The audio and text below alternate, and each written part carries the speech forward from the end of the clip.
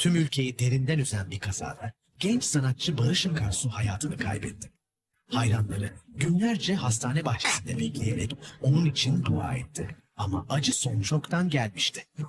Kazanın ardından birçok şey söylendi ve yazıldı. Kimi bilgiler doğruydu, kimi ise sadece söylenti.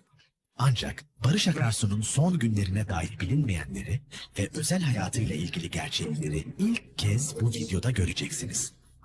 Barış Akarsu, 2004'te ATV'deki Akademi Türkiye yarışmasıyla hayatımıza girdi. Diğerlerinden farklıydı. Uzun saçı, kulağındaki küpesi ve gözlerindeki sürmesiyle değil, hal ve tavırlarıyla da farklı diyordu sevenlerine. Elbette her yarışmada olduğu gibi kıyasıya rekabet, tartışmalar ve kavgalar vardı. Ama onun en yakın arkadaşı gitarıydı. Müziğin hayatındaki yeri her şeyden daha önemliydi. Aylar sonra yarışmadan birinci çıktığında artık sokakta yürüyemeyeceğim önemli sayılı bir hayran kitlesine sahip olmuştu.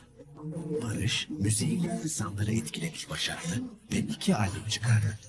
Bu albümler onun yeteneğini ve sahnedeki enerjisini tüm Türkiye'ye gösterdi. Ama ikisinin toplam satışı ölümünden sonraki günlük satışına bile ulaşmadı. Ardından Barış'a bir dizi teklifi geldi. Bu dizide bir ralli pilotunu canlandıracaktı. Çekimlere başlandığında tarih, doğum günü olan 29 Haziran 2006'yı gösteriyordu. İlk bölümde yarış esnasında takla atarak kaza geçirecek ama sağ salim çıkmayı başaracak. Tam bir yıl sonra yani 29 Haziran 2007'de Barış yine bir kaza geçirdi. Bu kez yer Bodrum Torba Kavşağı'ydı. Ancak bu defa ne yönetmen ne kamera ışık vardı. Dizi ekibi son bölümlerin çekimi için Mayıs ayından itibaren Bodrum Yalıkavak'taki kılıf devrede kalıyordu. Tatil köyündeki herkesle iyi ilişkiler kuran Barış Akarsu'nun yüzünün elbisene eksik olmuyordu. Mutluydu ama içini kemiren bir gönül meselesi vardı. Zeynep Ocak'ı çok seviyordu. Öyle büyük bir aşktı ki ne şan ne de şöhretin renkli dünyası. Hayranım işte. Zeynep ve Barış gibi onun yüzünün mütevazı kişiliğe sahip. Barış gözünü Zeynep'ten başkasına koydu. Ancak Zeynep 6 ay önce birbirlerinin son dönemini düşünerek bir süreliğine ayrılalım teklifinde bulunmuştu. Bu nedenle yolları ayrıldı. Ama Barış ne dilinden Zeynep'i düşürebiliyor ne de gönlünden atabiliyordu. Doğum günü yaklaştıkça çevresine hep aynı soruyu soruyordu. Sizce arar mı?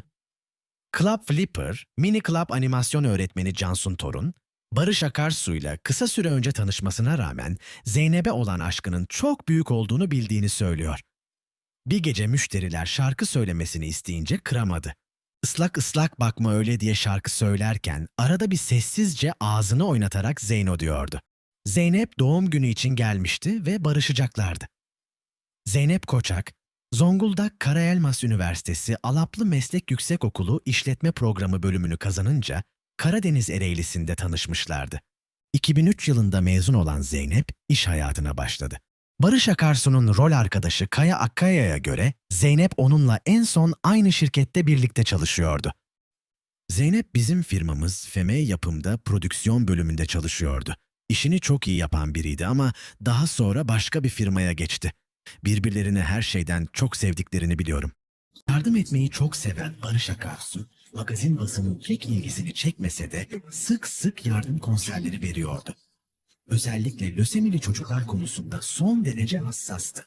Ağabeyi gibi sevdiği Metin Sözü Çetin, kazada içinde bulunduğu aracın sahibi ve Barış'ın yardımseverliğinin en yakın tanığıydı.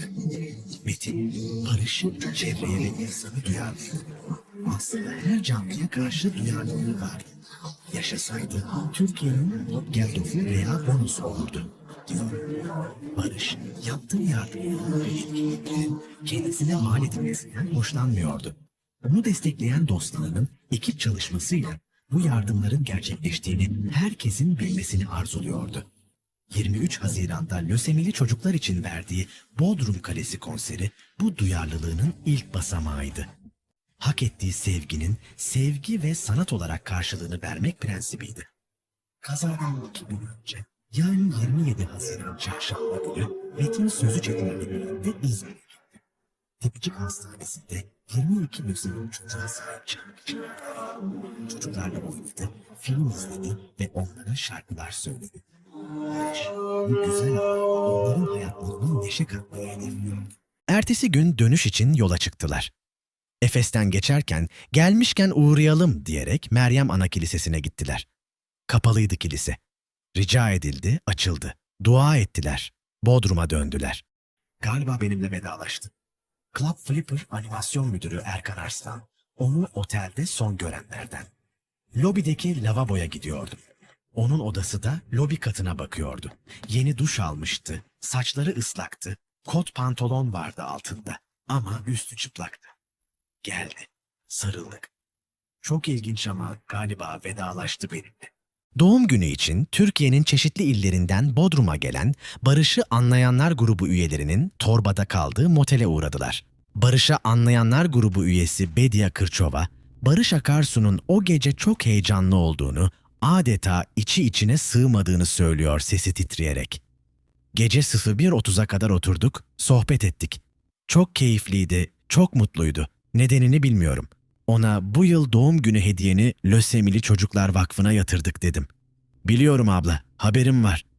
En doğrusunu yapmışsınız dedi. Sohbet ettik, güldük. Sonra geç oldu, kalkayım artık. Yarın da erken kalkacağız dedi, uğurladık. Kendi arabası arızalıydı. Frenleri tutmuyordu. Hatta onu satmak için getirmişti Bodrum'a. Bu yüzden Metin Bey'in arabasını kullanıyordu. Önce Metin Bey'i oteline bırakacak, sonra da kendi oteline gidecekti.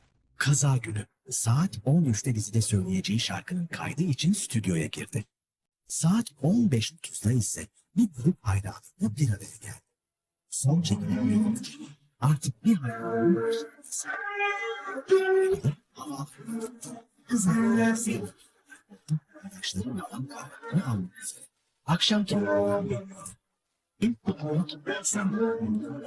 ardından gece yarısı teknede DJ'liğini kendisinin yapacağı partiyle son bulacaktı kutlama.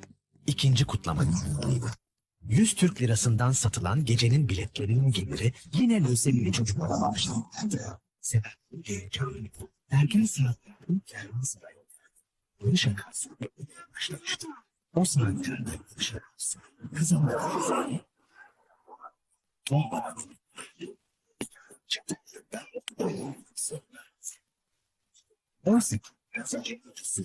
çıktı.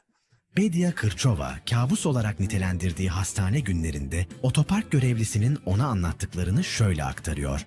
Zeynep arabayı kaldıramamış. Görevli de abi istersen verme arabayı demiş. Barış da yok yok kullanır demiş. Yüzünde gülümseme vardı. Yola çıktıklarında Barış Akarsu'nun telefonu çaldı. Arayan Metin sözü çetindi ve neredesiniz diye sordu. Barış, 15 dakika sonra oradayız abi yanıtını verdi. Az sonra Torba kavşağına geldiklerinde yaşananları kavşaktaki Torba taksi durağı şoförlerinden biri Talip Bey anlatıyor. Saat 20.30 civarında durakta oturuyorduk. Sadece kamyonun 2 defa korna sesini duyduk. Başımızı çevirdiğimizde bir aracın havada uçtuğunu gördük. Araba palmiye ağacını kırıp ters döndü. Hemen yanlarına gittik. İlk başta Barış Akarsu olduğunu anlamadım. O sırada ambulans geçiyordu. Hemen durdu. Ambulans görevlisi, ben ve kamyon şoförü birlikte Barış'ı araçtan çıkardık. Kamyon şoförü ağlıyordu ve keşke bugün kamyona hiç binmeseydim dedi. Taksi şoförü otomobili Barış Akarsu'nun değil, kız arkadaşı Zeynep Koçak'ın kullandığını söylüyor. Barış arabanın sağ koltuğunda oturuyordu. Pantolon kemerinden tuttum çıkardım. Saçları yüzünü kapamıştı. Saçlarını çekince elime kan geldi. Bir baktım Barış, yüzünde hafif bir gülümseme vardı ama biz öldü zannediyorduk onu. Direksiyondaki bayan da sıkışmıştı. 20 dakikada çıkardık. Öteki bayan araçtan fırlamış, çimlerin üzerinde yatıyordu. Haberlerde alkollü olduklarına ilişkin söylentiler yer alınca taksi şoförüne soruyoruz. Hayır diyor taksi şoförü Talip Bey, kesinlikle alkollü değillerdi. Olsa mutlaka anlardı. O sırada hala Kervansaray Otel'de bekleyen sevenleri son telefon görüşmesinden üzerinden çok vakit geçince yine aradı Barış Akarsu.